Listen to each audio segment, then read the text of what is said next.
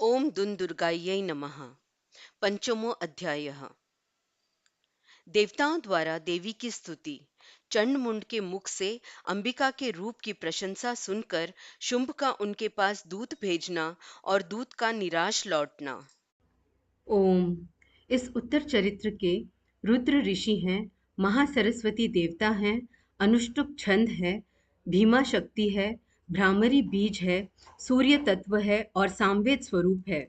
महासरस्वती की प्रसन्नता के लिए उत्तर चरित्र के पाठ में इसका विनियोग किया जाता है। जो अपने कर कमलों में घंटा, शूल, हल, शंख, मूसल, चक्र, धनुष और बाण धारण करती हैं, शरद ऋतु के शोभा संपन्न चंद्रमा के समान जिनकी मनोहर कांति है, जो तीनों लोकों की आधारभूता और शुंभ आदि दैत्यों का नाश करने वाली हैं, तथा गौरी के शरीर से जिनका प्राकट्य हुआ है, उन महासरस्वती देवी का मैं निरंतर भजन करता हूँ। ऋषि कहते हैं, पूर्व काल में शुंभ और निशुंभ नामक असुरों ने अपने बल के घमंड में आकर शचीपति इंद्र के हाथ से तीनों लोकों का राज्य और यज्ञ भाग छीन लिए। वे ही दोनों सूर्य, चंद्रमा, कुबेर, यम और वरुण के अधिकार का भी उपयोग करने लगे। वायु और अग्नि का कार्य भी वे ही करने लगे। उन दोनों ने सब देवताओं को अपमानित, राज्य भ्रष्ट, पराजित तथा अधिकारहीन करके स्वर्ग से निकाल दिया। उन दोनों महान असुरों से तिरस्कृत देवताओं ने अपराजिता देवी का स्मरण किया और सोचा, जगदम्बा ने हम लोगों को वर दिया था कि आपत्ति काल में स्मरण करने पर मैं तुम्हारी सब आपत्तियों का तत्काल नाश कर दूंगी। यह विचार कर देवता गिरिराज हिमालय पर गए और वहां भगवती विष्णु माया की स्तुति करने लगे। देवता बोले, देवी को नमस्कार है, महादेवी शिवा को सर्वदा नमस्कार है, प्रकृति एवं भद्रा को प्रणाम है। हम लोग नियम पूर्वक जगदम्बा को नमस्कार करते हैं। रौद्रा को नमस्कार है, नित्या, गौरी एवं धात्री को बारंबार नमस्कार है। ज्योत्सनामयी चंद्र रूपिणी एवं सुख स्वरूपा देवी को सतत प्रणाम है। शरणागतों का कल्याण करने वाली वृद्धि एवं सिद्धि रूपा देवी को हम बारंबार नमस्कार करते हैं। नैऋति राक्षसों की लक्ष्मी, राजाओं की लक्ष्मी तथा शर्वाणी स्वरूपा अम्बा को बार बार नमस्कार है। दुर्गा, दुर्गपारा, दुर्गम संकट से पार उतारने वाली, सारा, सबकी सारभूता, सर्वकारिणी, ख्याति, कृष्णा और धूम्रा देवी को सर्वदा नमस्कार है। अत्यंत सौम्य तथा अत्यंत रौद्र रूपा देवी को हम नमस्कार करते हैं। उन्हें हमारा बारंबार प्रणाम है। जगत की आधारभूता कृति देवी को बारंबार नमस्कार है। जो देवी सब प्राणियों में विष्णु माया के नाम से कही जाती हैं, उनको नमस्कार, उनको नमस्कार, उनको बारंबार नमस्कार है। जो देवी सब प्राणियों में चेतना कहलाती हैं, उनको नमस्कार, उनको नमस्कार, उनको बारंबार नमस्कार है। जो देवी सब प्राणियों में बुद्धि रूप से स्थित है, उनको नमस्कार, उनको नमस्कार, उनको बारंबार नमस्कार है। जो देवी सब प्राणियों में निद्रा रूप से स्थित है, उनको नमस्कार, उनको नमस्कार, उनको बारंबार नमस्कार है। जो देवी सब प्राणियों में क्षुधा रूप से स्थित है, उनको नमस्कार, उनको नमस्कार, उनको बारंबार नमस्कार है। जो देवी सब प्राणियों में छाया रूप से स्थित है, उनको नमस्कार, उनको नमस्कार, उनको बारंबार नमस्कार है। जो देवी सब प्राणियों में शक्ति रूप से स्थित है, उनको नमस्कार, उनको नमस्कार, उनको बारंबार नमस्कार है। जो देवी सब प्राणियों में तृष्णा रूप से स्थित हैं, उनको नमस्कार, उनको नमस्कार, उनको बारंबार नमस्कार है। जो देवी सब प्राणियों में शांति यानी क्षमा रूप से स्थित है, उनको नमस्कार, उनको नमस्कार, उनको बारंबार नमस्कार है। जो देवी सब प्राणियों में जाति रूप से स्थित है, उनको नमस्कार, उनको नमस्कार, उनको बारंबार नमस्कार है। जो देवी सब प्राणियों में लज्जा रूप से स्थित हैं, उनको नमस्कार, उनको नमस्कार, उनको बारंबार नमस्कार है। जो देवी सब प्राणियों में शांति रूप से स्थित हैं, उनको नमस्कार, उनको नमस्कार, उनको बारंबार नमस्कार है।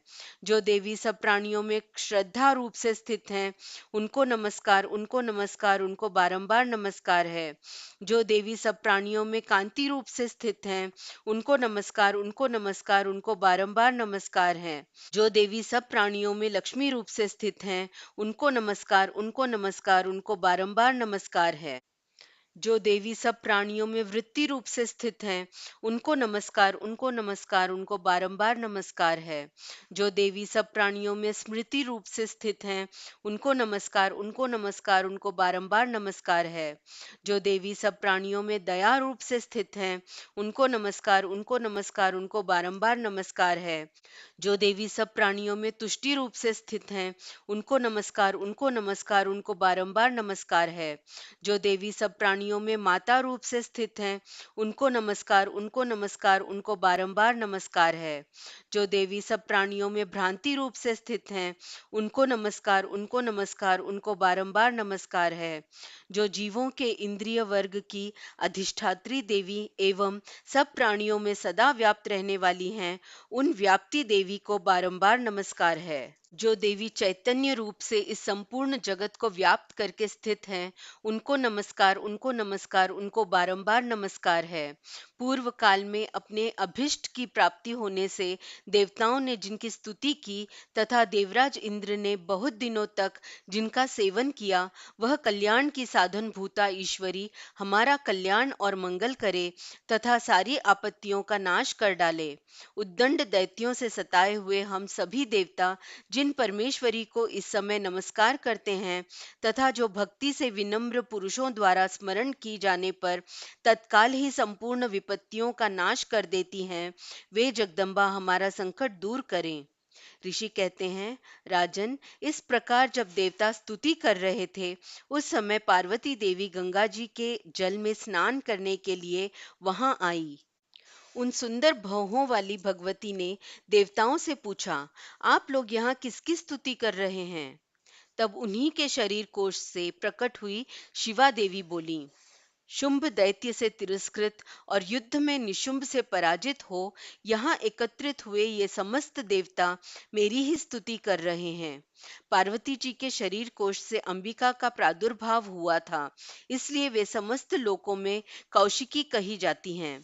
कौशिकी के प्रकट होने के बाद पार्वती देवी का शरीर काले रंग का हो गया, अतः वे हिमालय पर रहने वाली कालिका देवी के नाम से विख्यात हुई। तदनंतर शुंभ निशुंभ के भृत्य चंड मुंड वहां आए और उन्होंने परम मनोहर रूप धारण करने वाली अंबिका देवी को देखा। फिर वे शुंभ के पास जाकर बोले, महाराज, एक अत्यंत मनोहर स्त्री है जो अपनी दिव्य कांति से हिमालय को प्रकाशित कर रही है। वैसा उत्तम रूप कहीं किसी ने भी नहीं देखा होगा। असुरेश्वर, पता लगाइए वह देवी कौन है और उसे ले लीजिए। स्त्रियों में तो वह रत्न है। उसका प्रत्येक अंग बहुत ही सुंदर है तथा वह अपने श्री अंगों की प्रभा से संपूर्ण दिशाओं में प्रकाश फैला रही है।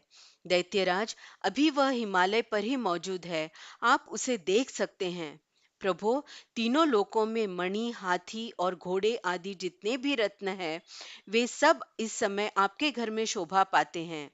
हाथियों में रत्नभूत ऐरावत, यह पारिजात का वृक्ष और यह उच्चैश्रवा घोड़ा, यह सब आपने इंद्र से ले लिया है। हंसों से जुता हुआ यह विमान भी आपके आंगन में शोभा पाता है। यह रत्नभूत अद्भुत विमान जो पहले ब्रह्मा जी के पास था, अब आपके यहाँ लाया गया है। यह महापद्म नामक निधि आप कुबेर से छीन लाए हैं। समुद्र ने भी आपको किंजलकिनी नाम की माला भेंट की है, जो केसरों से सुशोभित है और जिसके कमल कभी कुम्हलाते नहीं हैं।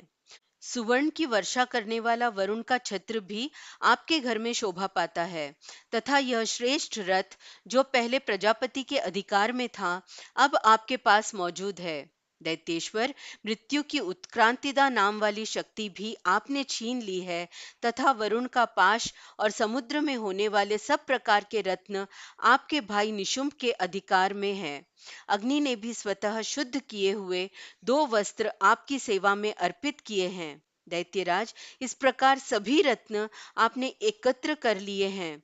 फिर जो यह स्त्रियों में रत्न रूप कल्याणमयी देवी है, इसे आप क्यों नहीं अपने अधिकार में ले लेते? ऋषि कहते हैं, चंडमुंड का यह वचन सुनकर शुंभ ने महादैत्य सुग्रीव को दूत बनाकर देवी के पास भेजा और कहा, तुम मेरी आज्ञा से उसके सामने ये बातें कहना और ऐसा उपाय करना जिससे प्रसन्न होकर वह शीघ्र ही यहाँ चली आए। वह दूत पर्वत के अत्यंत रमणीय प्रदेश में, जहाँ देवी मौजूद थीं, गया और मधुर वाणी में कोमल वचन बोला। दूत बोला, देवी, दैत्यराज शुंभ इस समय तीनों लोकों के परमेश्वर हैं। मैं उन्हीं का भेजा हुआ दूत हूँ और यहाँ तुम्हारे ही पास आया हूँ। उनकी आज्ञा सदा सब देवता एक स्वर से मानते हैं, कोई उसका उल्लंघन नहीं कर सकता। वे संपूर्ण देवताओं को परास्त कर चुके हैं। उन्होंने तुम्हारे लिए जो संदेश दिया है, उसे सुनो। संपूर्ण त्रिलोकी मेरे अधिकार में है। देवता भी मेरी आज्ञा के अधीन चलते हैं। संपूर्ण यज्ञों के भागों को मैं ही पृथक पृथक भोगता हूँ। तीनों लोकों में जितने श्रेष्ठ रत्न हैं, वे सब मेरे अधिकार में हैं। देवराज इंद्र का वाहन ऐरावत, जो हाथियों में रत्न के समान है, मैंने छीन लिया है।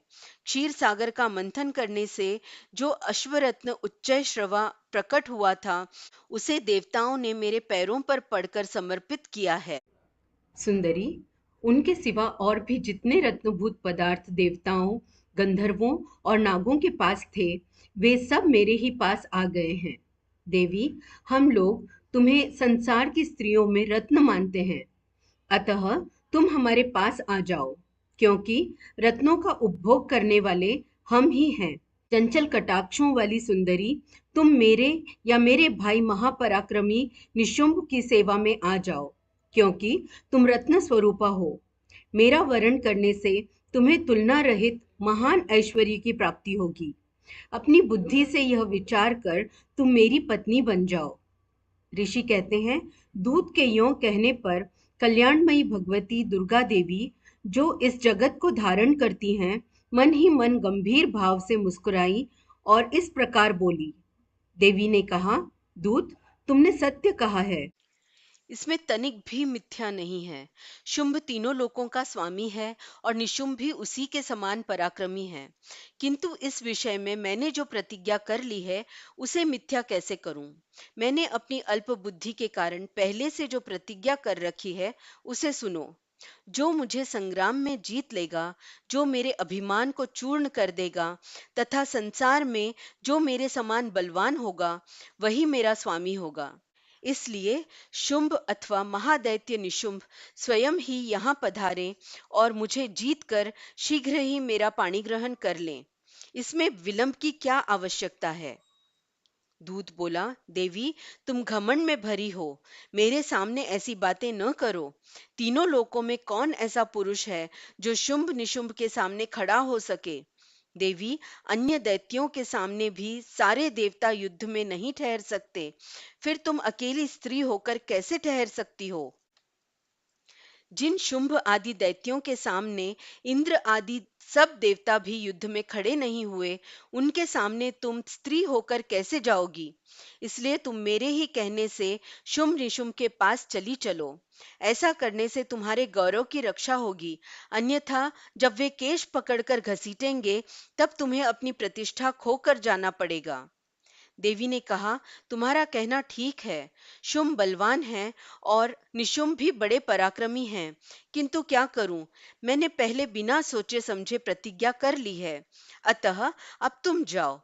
मैंने तुमसे जो कुछ कहा है, वह सब दैत्यराज से आदर पूर्वक कहना, फिर वे जो उचित जान पड़े करें। जय मां अम्बे।